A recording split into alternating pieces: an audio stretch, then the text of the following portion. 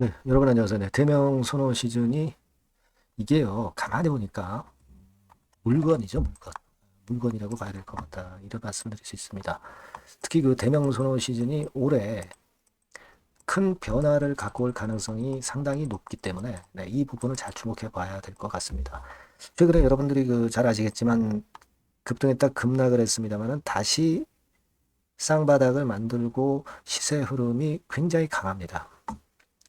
자, 이런 흐름을 우리가 차트상으로 봐도 큰 일을 낼 것 같다. 이런 생각을 하게 되는 것과 동시에 또 이제 올려갈 수 있는 큰 거리가 한 두어 가지 정도 존재한단 말이에요. 그래서 이 큰 어떤 줄기가 살아있기 때문에 강론으로 좀 흔드는 그런 모습을 보인다 하더라도 나중에는 결국 대형 시세를 낼 개연성이 좀 많지 않겠나 이런 생각을 갖게 하는 요즘의 대명 선호 시즌의 모습이라고 봅니다. 네, 왜 그런 생각을 갖고 있는지 네, 이 부분을 제가 말씀을 드릴 거고요. 오늘 말씀 잘 경청을 좀 해주셨으면 좋겠다는 생각입니다. 그리고 영상 후반부에는 매집주도 한 종목 소개를 해드리니까요. 네, 요거 꼭 매매 잘 하셔서 대박도 내시기 바랍니다. 자, 그럼 대명선호 시즌 바로 말씀을 드립니다. 자, 여러분들이 주시는 그 구독, 좋아요, 알림 설정은 상당한 힘이 되고 좋은 영상을 만드는데 굉장히 좋습니다. 네, 앞으로도 자, 많은 성원 부탁드릴게요. 네, 아시겠죠?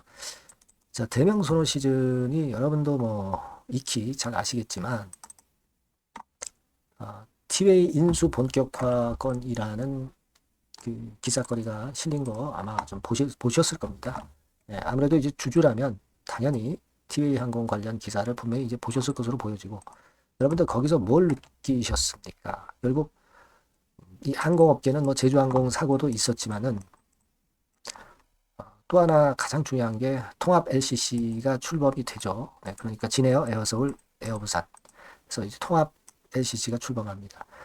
자, 그러니까 지금 그 대한항공은 아시아나항공하고 같이 이제 합치고요.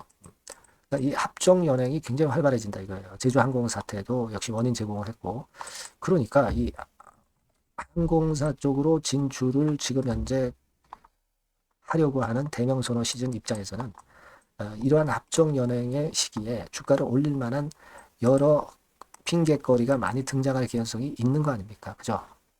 그거거든요. 그래서 일단은 지금 합종 연행의 항공 시장이 올해 상당히 활발해질 것 같고 그것이 대명선호 시즌을 주가를 끌어당길 모멘텀이 된단 말이에요. 그러니까 이제 티웨이 항공 3월 달에 그 정기 주총이 있지 않습니까? 이때 이사회 진입을 시도할 가능성이 많다는 얘기가 나오잖아요. 그렇다면 3월 달에 이 모멘텀을 갖고 있다면 주가는 1월 달, 2월 달에 크게 또 올릴 수가 있는 거리가 생긴다는 거죠. 그죠? 그리고 그거 다음에는 뭐예요? 소노 인터내셔널 하반기 기업 공개. 네, 이 건이 또 기다리고 있는 것이고. 그래서 지금 현재 이런 것들을 모두 잘 생각을 해봐야 돼요. 에어프레미어까지 인수해서 티웨이 항공 인수하는 것과 더불어서 중단거리, 장거리 노선을 모두 아우르는 대명 선호 시즌이 된다는 얘기죠. 이런 어떤 큰 그림을 그려보면 결국 이 대명 선호 시즌은 예전에 여기서 한번 고점을 찍었지만 여기서 아주 대량 거래가 되면서 완전히 무너졌다라고 보기가 어렵고 이런 커브를 통해서 또 2차적인 상승세가 지금 현재 진행 초기 국면이 아니겠는가. 그런 판단을 할 수 있죠. 예, 그죠? 그렇게 생각이 될 수 있는 그런 모습입니다. 그래서 그림을 그려보면 뭐 이를테면 지금 이런 상태에서 여기다 뭐 다 그릴 수는 없지만 막 이런 식으로 해서 이렇게 됐다 막 이런 식으로 시세 흐름이 전개될 가능성이 상당히 높지 않겠는가. 그런 판단을 하게 되는 겁니다. 네, 그렇게 생각이 들고 이 외국 애들이 그 56만 주 정도나 순매수를 하면서 외인들이 주도 역할을 하고 있다는 것에 주목을 해야 돼요. 근데 여러분 여기서 잘 생각하실 것이 신한증권에서만 들어왔는데 어떻게 외인들이 50만 주 매수한 걸로 나타나냐. 이걸 이제 의문 가지실 수가 있는데 이 진짜 외국 국적을 가진 외국인들은요. 국내 창구를 통해서도 주문을 낼 수 있고 외국계 창구를 통해서도 주문을 낼 수 있는 겁니다. 그러니까 이 신한투자증권 외에 국내 증권사 창구를 통해서 한 16만 주 정도 순매수를 더 했다는 얘기가 되는 겁니다. 그죠? 네, 그렇게 생각할 수 있어요. 그러니까 뭐 이를테면 한국증권을 통해서 최근에 매수를 하는 것이다. 이렇게 볼 수도 있고, 또 여기 보시면은 상위호교사에서 보여지지 않는 대신증권 같은 데서 순매수가 많이 들어왔어요. 그죠? 그럼 대신, 그죠? 그러니까 대신증권이나 한국증권을 통해서 외인들이 매수를 하고 있다. 신한증권 참고하고. 이렇게 볼 수도 있는 거예요. 그러니까 이런 것들을 종합적으로 다 여러분들이 판별해서 수급을 좀 봐야 될 거라고 생각이 들고요.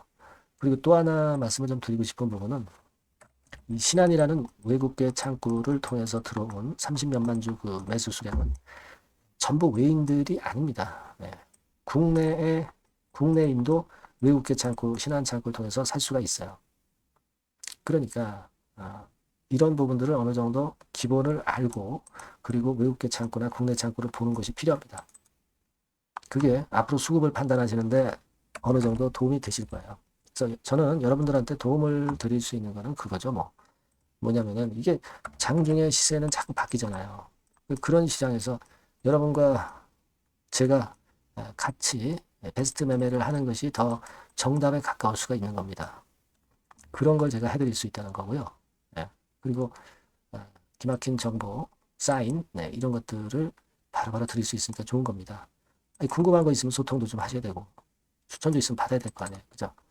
그래서 여러분들한테 자꾸 제가 말씀을 드리는 것은 문자를 한번 주시면 대명선호라고 이 전화번호로 문자를 주시면 제가 최선을 다해서 이런 부분들을 도움을 드릴 거고 같이 여러분과 같이 장중 시세 변동에 따라서 전략을 말씀드리고 정보를 드려서 같이 베스트 매매를 하자는 거예요. 그런 측면입니다. 꼭 문자를 주시면 주신 분에게는 그런 도움 드리겠습니다. 그렇게 말씀드릴게요. 자, 그리고 제가 그 매집주 말씀을 드린다고 했잖아요. 요거 지금 말씀드릴 거니까 말씀 잘 듣고 대박 내시기 바랍니다. 네, 말씀드릴 종목은 바로 매집주에 대한 거예요, 여러분. 매집주라고 한다면은 모아가는 거죠.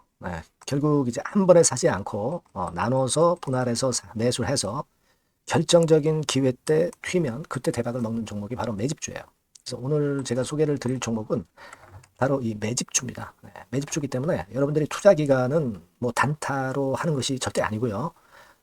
한 1 내지 3개월 정도 보시는 게 좋아요. 이게 빠르면 뭐 물론 1개월 정도에 터질 수도 있고 늦으면 뭐 3개월 이렇게 보시면 되겠고 초창기에 이제 모아가는 겁니다. 그런 매집주로 이제 말씀을 드리는데 주가 자체는 한 2만 원에서 4만 원 선 정도의 적절한 가격선에 있습니다. 저가주가 뭐 매력은 있지만 여러분 리스크가 상당히 크다는 거 아실 거예요. 이 정도 종목이 딱 좋습니다. 우량 중형주 정도의 자본금을 가진 그런 회사다. 이렇게 보시면 되고요. 시총은 3천억에서 한 6천억 정도 수준 적절하죠. 그리고 자본총계 역시 자본총계는 뭐예요? 자산에서 부채를 뺀 게 자본총계죠. 즉 그 회사의 재산을 얘기하는 겁니다. 재산이 어느 정도는 있어야 우리가 매집을 해서 끌고 갈 수가 있는 거죠. 1,000억에서 3억 정도니까 적정합니다. 이게 너무 커도 무겁죠. 근데 그렇진 않아요. 그리고 목표 가격은 더블 가격이나 또는 세 배, 요 정도, 그 정도를 목표로 하는 그런 매집주를 지금 이제 설명을 드리는 거예요. 이 종목이 그럼 어떻게 생겼는가? 주봉 주가 차트부터 한번 보면은요. 자, 이런 모양으로 지금 현재 전개가 되고 있습니다. 그러니까 한참 바닥을 만들다가 이른바 구덩이를 판다고 그러죠. 구덩이를 파면서 개미를 털게 만들고 거기서부터 쭉 올리기 시작하는 거예요. 그래서 사실 여기부터 여기까지는 한 더블 정도 시세는 이미 냈어요. 하지만 여기서 조정파가 지금 진행 중이고 진짜 승부는 2차나 3차 시세에서 승부가 나리라고 그렇게 보여집니다. 그래서 이런 주봉 차트를 갖고 있는 종목이다. 요거 말씀을 좀 드렸고요. 최대 강점은 뭐냐면은 이제 해리급 정책 관련주예요. 해리급. 근데 정책 관련주라고 한다면 여러분들 어떤 걸 생각하시겠어요? 지금 차기 대선을 여러분들이 생각 안 할 수가 없죠. 그 정책이 제일 강력한 정책이란 말이에요. 정책 이슈란 말이에요. 뭐 사실 여러분들 잘 아시겠지만 인물 해석 관련주들이 대부분 다 움직였어요. 그러나 정책 관련주는 지금 현재 움직이지 않고 있고 이게 뜨면은 더 클 겁니다. 정책 관련주의 이점은요. 인물 테마의 강도가 죽으면 바로 제자리 가지만 정책 관련주는 절대 그렇지 않습니다. 조정을 받아도 큰 폭으로 아주 급등하지 않는 이상은 자기 자리를 잘 사수를 해요. 그러니까 좀 방어적인 이점도 있는 가운데 큰 시세를 기대해 보는 거예요. 요건과 관련된 헤비급 정책 관련주 대장이라고 저는 말씀을 좀 드리고 싶어요. 그겁니다. 그러니까 최근 시장 어렵잖아요. 최근 시장에 휘둘리지 않아야 될 거 아닙니까? 그런 종목을 제가 요 정책 관련주 중에서 선택을 했고요. 아까 우리가 본 대로 재무 실적이 역시 안정적이라는 거, 이 부분인데요. 여러분들께 이제 그림을 하나 보여드리면, 표를 하나 보여드리면, 연간 실적 같은 경우가 계속 영업이 꾸준히 잘 나고 있어요. 그러니까 보통 이제 테마주 그러면은 실적도 형편없는데 주가만 위쪽으로 크게 오르기 때문에 그 후유증이 엄청 크잖아요. 요게 강점이 있단 말이에요. 그러니까 리스크가 전무하다는 얘기예요. 요게 일단 강점으로 볼 수 있다. 이렇게 좀 말씀을 좀 드리고 싶고요. 그리고 여러분 제가 현금이 이 기업에 얼마나 있는가 요걸 한번 봤더니 현금성 자산이 한 1,000억에서 3천억 정도. 요 정도를 보유하고 있어요. 그러니까 아무런 하자가 없다는 얘기죠. 아무런 하자가 없어요. 그거 우리가 꼭 생각하셔야 된다. 이 말씀을 좀 드리고 싶어요. 그거 말씀을 좀 드리고 싶고요. 그리고 그 외인 기관 매매 같은 경우는 비교적 이제 안정적인 것을 확인할 수 있었어요. 이를테면 이런 정도 상황입니다. 지금 초록색이 기관이죠. 그리고 빨간색이 외인, 파란색이 개인입니다. 이 외인 기관 매매의 영향은 좀 덜 받아요. 그래서 외인이 사거나 팔거나 기관이 사거나 팔거나 그렇게 크게 영향을 안 받습니다. 이 외인 기관 매매는 우리가 중점 변수로 보지 않으셔도 되는데 그렇다 하더라도 외인 기관 매매가 상당히 안정적이라는 걸 확인할 수 있고요. 특히 최근에 기관이 순매수 강도가 엄청 셉니다. 요거는 나쁘지 않은 거죠. 외인 기관 매매는 너무 신경을 안 쓰시되 지금 현재 동향도 괜찮다 이거예요. 그겁니다, 여러분.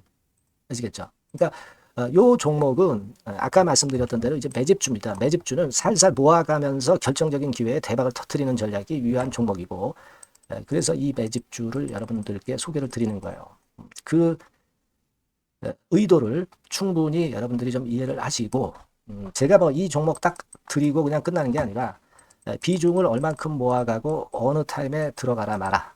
그리고 어느 정도 시세가 났을 때 여기서는 비중을 어느 정도 떠는 게 좋겠다. 이런 세부적인 전략까지 말씀을 드릴 거예요. 시장이 혼잡할 때 돌파구가 될 수 있는 종목이고 가장 베스트 수혜받을 섹터 공략하는 것이 지금 시장에 맞습니다. 실패 시에 타격이 작아야죠. 재무실적 안정주에서 선택을 해야지 엉뚱한 데서 우리가 쪽박을 당해서는 안 되죠. 그겁니다. 타점과 비중 전략을 정확히 드릴 거고요. 모아서 크게 터뜨리기 좋은 베스트 종목이라고 저는 자신합니다. 여러분께서는요. 이 번호로 매집주 이렇게 문자 주시면 제가 자세하게 그리고 확실하게 케어를 하면서 끌고 갈 말씀을 드리도록 하겠습니다. 여러분들 꼭 참여하셔서 대박 내시기 바랍니다. 매집주라고 문자를 주세요. 아시겠죠? 여러분 감사합니다.